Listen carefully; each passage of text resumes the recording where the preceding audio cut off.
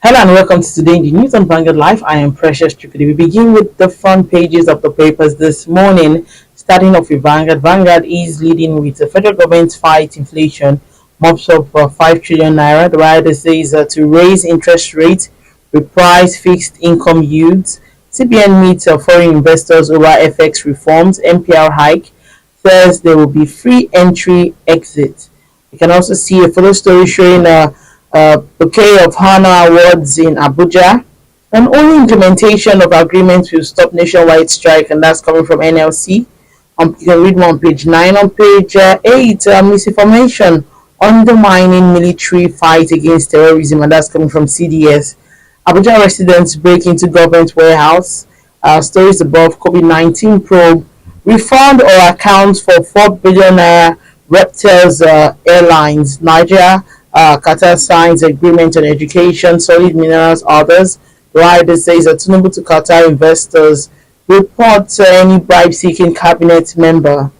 Lastly, on the front page of Vanguard, how Oshoba facilitated my emergence as Alaki, and that's coming from Obagbadebo. We take a look at the Nation newspaper. The Nation is leading with Nigeria clearing obstacles to investment, says President. The writer says our country offers best return on business in the world. Pact signed with Qatar in education, solid minerals, others. Stories above. Aspirant Aida Tiwa clash over governor's certificate. ICPC quizzes government officials over missing $3.4 billion IMF loan. Fire raise 50 acres of palm trees, pineapples worth 150 million naira in Osun. 2 policemen beaten to death. Food looted in Abuja warehouse. Importers get a 90-day window to pay duties on vehicles. Cement manufacturers declare 710 billion naira profit. Sales hit 3.1 trillion naira in 12 months. We take a look at the Guardian newspaper. The Guardian is leading with Nigeria's terrorism index. Terror attacks decline amid new recruitment rise in violence conflict. You can see a photo story showing the 10 countries most impacted by terrorism. And on page 6, hardship, military, paramilitary to distribute food as hoodlums loot warehouse. On page 5, blame government for restructuring delay, economic downturn. Banditry, police place a 50 million bounty on 2 kingpins in Katsina. Teachers endless wait for federal government's promises of improved salary welfare. It's a news analysis on page 4. Our states should account for money they receive, and that's coming from the editorial page. Our telcos may lose 83 billion naira monthly over disconnected telephone lines. Expert blames social media for mass failure in WAEC, others. We'll take a look at the Punch newspaper. The Punch is leading with food crisis, tight security at NEMA stores as hoodlums loot FCT warehouses. Rider says a troops foil attack on Abuja warehouse, arrest 5 hoodlums, cut away rice, others. Policemen deployed in Bayelsa, Kaduna, Delta, Osun warehouses. Reforms not meant to inflict hardship, and that's coming from Shetima. On page 42, Tompolo canvasses more crude output. NAF destroys illegal refineries. Driver in custody for killing a 10-year-old with vehicle. The seeming linkage blocked lines rises to 40 million. Stories above. Report Nigerian officials demanding bribes. Tinubu tells Qatari investors. Rep ask airlines to refund the 4 billion naira COVID-19 funds. You can read that on page 7. And lastly, on the front page of the Punch newspaper, Senate summons the CBN officials over 30 trillion naira loans. And that's how we can take on the front pages of the papers. Join us after the break. We'll be right back.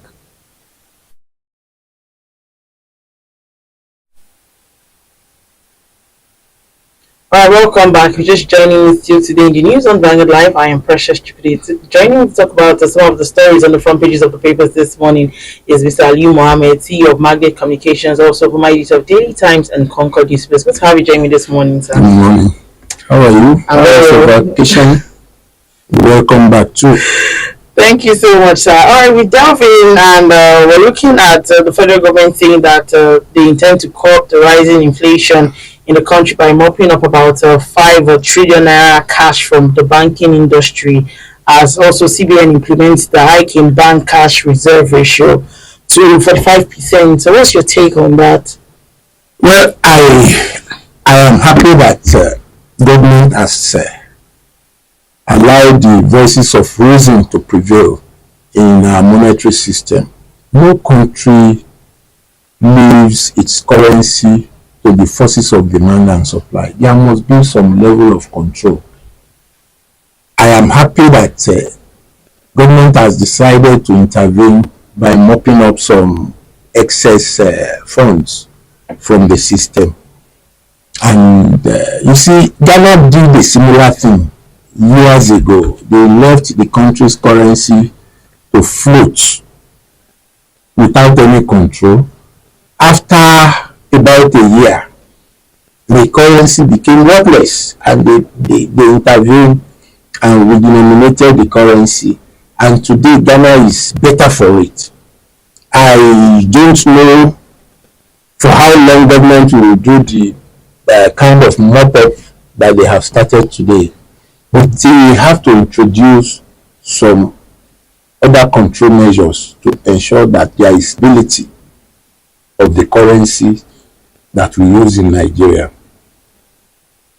When you allow your currency to float,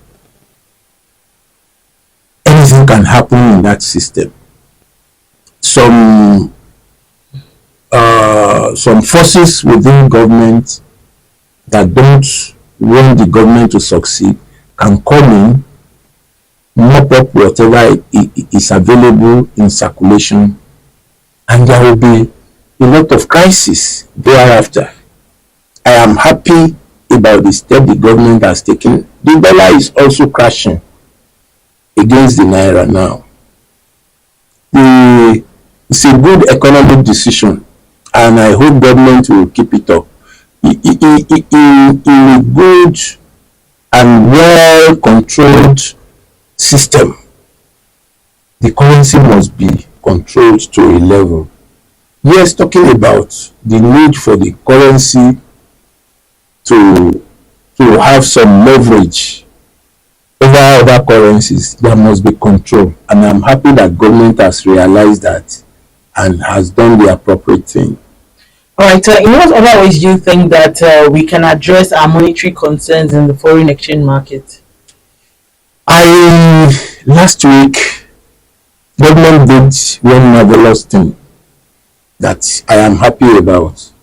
The cryptocurrency, the major cryptocurrency dealers were invited to a meeting, and the outcome was that they were fined 10 billion, is it $10 million or $10 billion? A level of fine to the tune of 10 million was imposed on them. And if you observed, from that period to now, as at the time that meeting took place, dollar was 1,900 to naira was 1,900 naira, and as at today it has crashed to 1,300. That means there was some measure of control from these external forces. They were mopping up whatever was in circulation to create artificial scarcity in the name of cryptocurrency. It is unfortunate that we have such negative forces within our economic system, and we didn't know how to handle it until we had a crisis on our hands. We must continue to focus on how to ensure that there is stability of the currency that we use in Nigeria. We must reduce our reliance and estimation of whatever we do in Nigeria. Even government contracts are estimated in dollars, while the currency we spend in Nigeria is naira. It is not, what that action is not in favor of our economy. If we spend naira here, everything we do must be estimated in naira, not in dollars. There are some government officials today that don't spend naira, they spend dollars. They will tell you it is more handy to go about with dollars than going about with bulky naira notes. You are killing the system by doing that. The economy is run and floated in naira, not in dollars. So we must respect the sanctity of our currency as Nigerians. Moving on now, the Nigerian Labour Congress has also insisted that the only thing that would stop the planned nationwide strike is if the federal government honors the agreements that it had with Labour. How do you react to this? And we think, unfortunately, Labour may have a point, as in the fact that government is here to fulfill the promise to increase the minimum wage. To that extent, they have a point in calling for a strike. But one thing nullifies the competence of Labour to call a strike, and that is being involved in partisan politics. Labour is known to be in support of a particular candidate who contested in the last election. So whatever they do now is seen as an action to antagonize or work against the present administration. So to that extent, they are on. You listen to the statement of the president and the response of Labour. The president said that if they want to be a political party, they must have to wait till 2027 again to play politics. But if they want to operate as a Labour party, as activists, they must be objective in their frequent calls for strike over government policies. The truth of the matter is that the Labour has lost its moral right to call for strike because of its involvement in politics.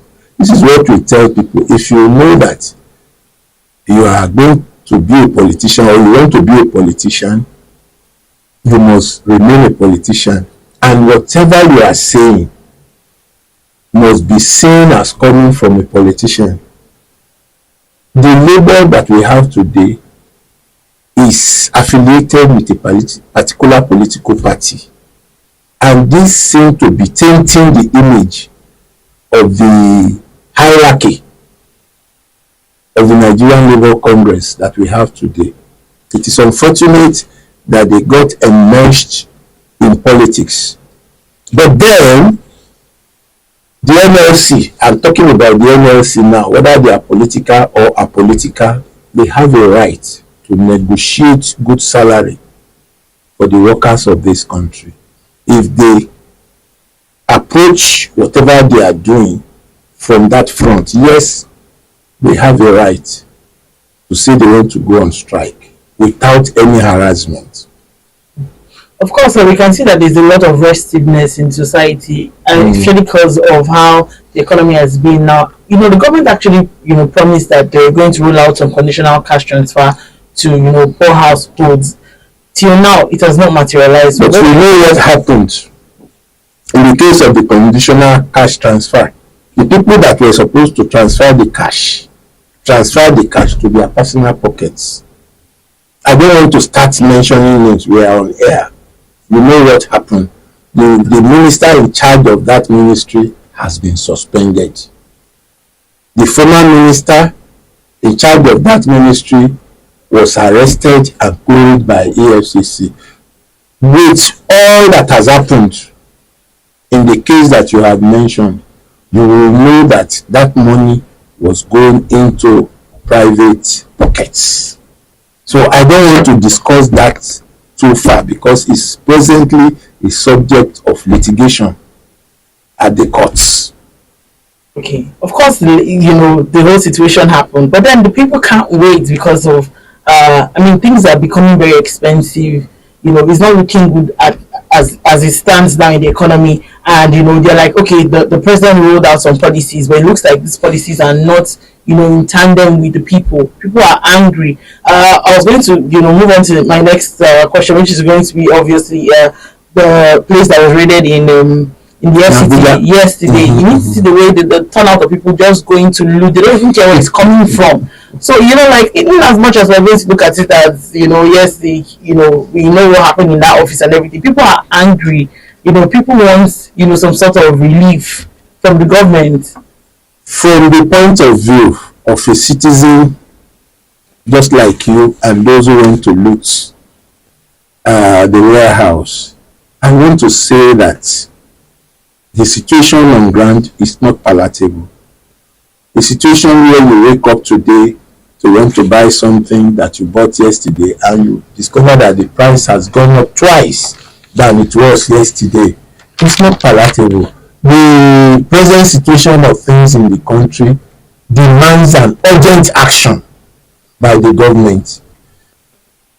To me, some of the action that the government can take, if we talk about remittance of money,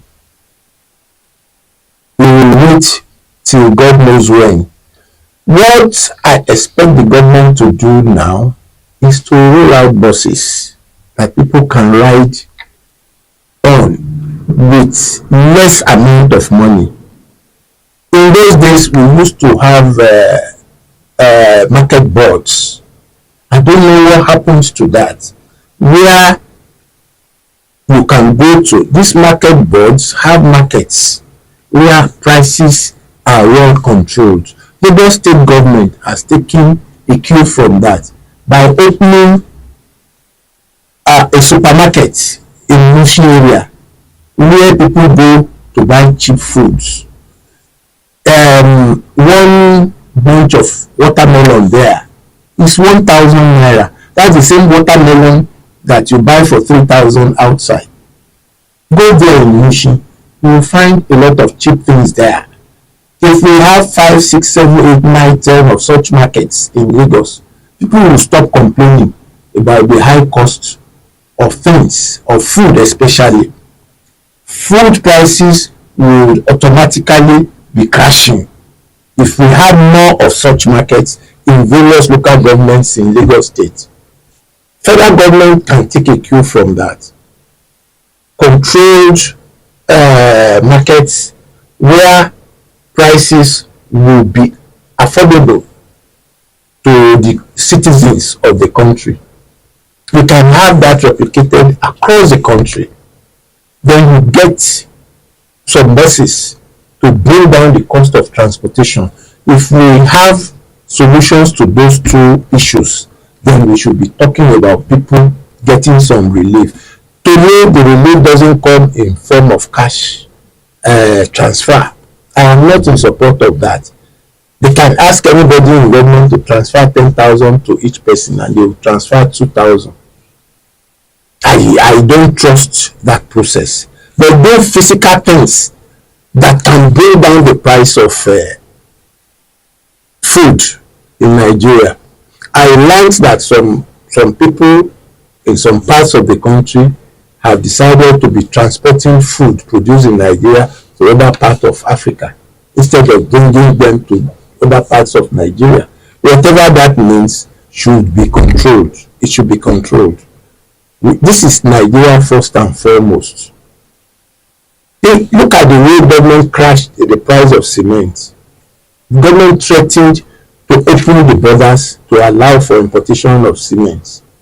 And cement producers in the country had a meeting and personally crashed those prices.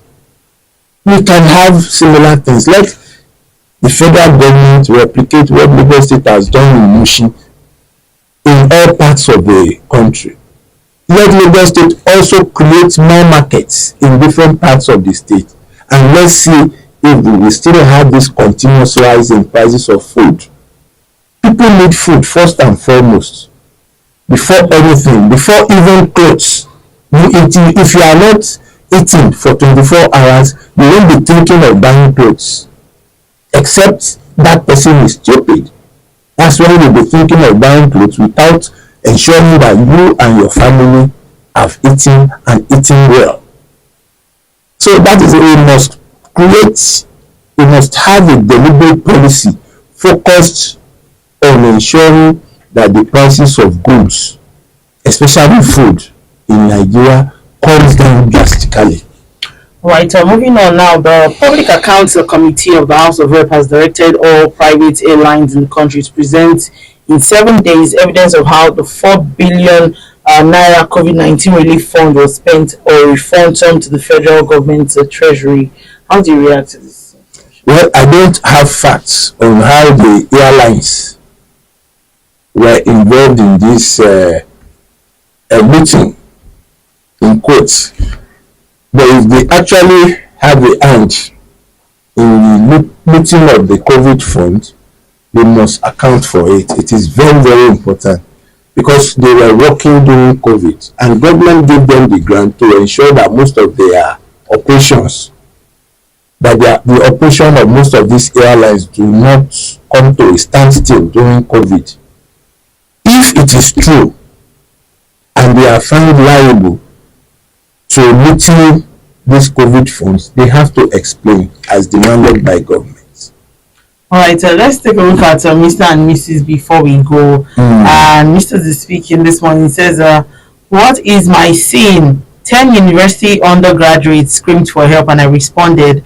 Those girls were almost drowned. Their compound was flooded. And Mrs. replied and said, well done, knight in shining armor. One day the result of your compound interest will come out. What is the interest of Mr. in a place occupied by women? What exactly is his interest? I think he should explain. All right, thank you so much, Mr. Ali Mohammed, CEO of Magnet Communications, also former editor of Daily Times and Concord Newspaper. Thank you for sharing your thoughts with us this morning. Also, remember that you can equally like, share, and subscribe on all our social media platforms showing on your screen. To find out today's stories, go to our website www.vanguardangel.com to find out more. I am Precious Chukudi. Thank you for watching.